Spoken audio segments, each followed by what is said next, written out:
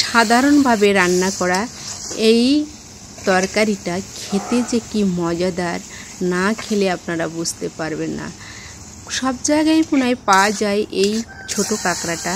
এটার স্বাদটা এভাবে রান্না করে খেয়ে দেখবেন কত টেস্টি এবং মজাদার হয়।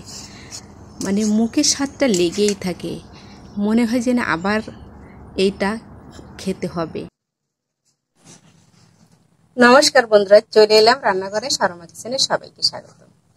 আজ আমি খুব টেস্টি একটা খাবার রান্না করব, খেতে দুর্দান্ত লাগে।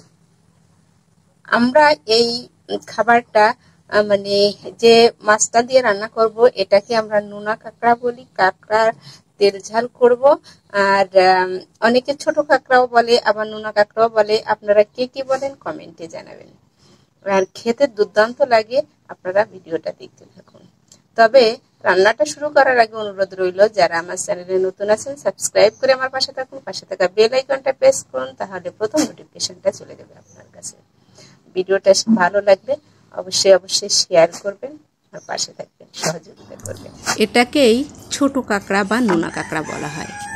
এর ভিতরে কালো কালো ঘিলুটা যে হয়, ওই ঘিলুটা কিন্তু বেশি টেস্টি হয়। মানে ওই ঘিলুটার জন্যই কিন্তু স্বাদটা এত বেশি হয়। আবার যে মদ্দা কাঁকড়াগুলো সেগুলোই কিন্তু কালো ঘিলুটা হয় না।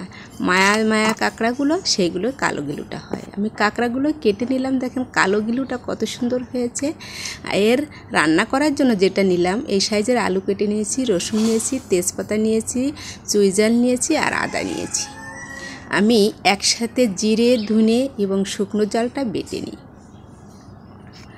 একটু জল মিশিয়ে বেটে নিই, আর একটু জল দিয়ে দিলাম, তাহলে তাড়াতাড়ি বাটা হবে, এই জন্য একটু জল মিশিয়ে নিলাম।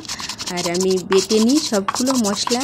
এভাবে আমি বেটে এই পাত্রটায় রেখে দিয়েছি।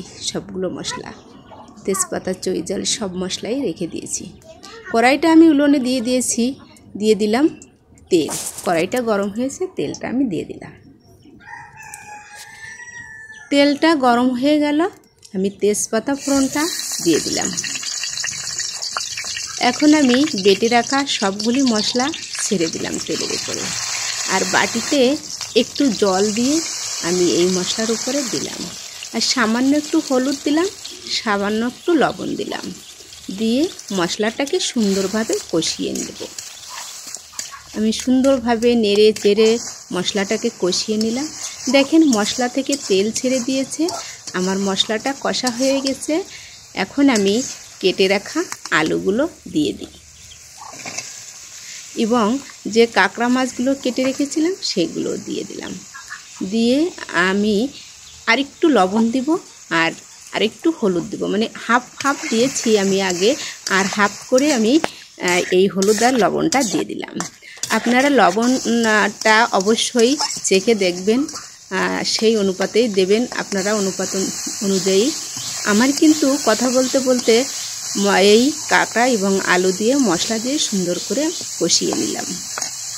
কষাটাও হয়ে গেল, আমি দিয়ে দিলাম পরিমাণ মতন জল। জলটা দিয়ে একটু নাড়িয়ে নিলাম, আর আমি 5 মিনিটের জন্য একটু ঢাকা দিয়ে রেখে দেব। সুন্দর করে নাড়িয়ে নিলাম, আমি 5 মিনিটের জন্য ঢাকা দিয়ে রেখে দিলাম। 5 মিনিট পরে আমি ঢাকনাটা খুলে নিলাম। আমার রান্নাটা কিন্তু কমপ্লিট, আলুটাও গলে গেছে। এখন একটু নাড়িয়ে চাড়িয়ে আমি নামিয়ে নেব। দেখেন আলুটাও গলে গেছে, খুব তাড়াতাড়ি রান্নাটা হয়ে যায়, আর খেতে দুর্দান্ত স্বাদের হয়। বারবার বলছি আপনাদের যে খেতে দুর্দান্ত স্বাদের হয়, আপনারা অবশ্যই এইভাবে রান্না করে খাবেন। দেখেন দেখতে কত সুন্দর লাগছে, খেতেও কিন্তু দারুণ।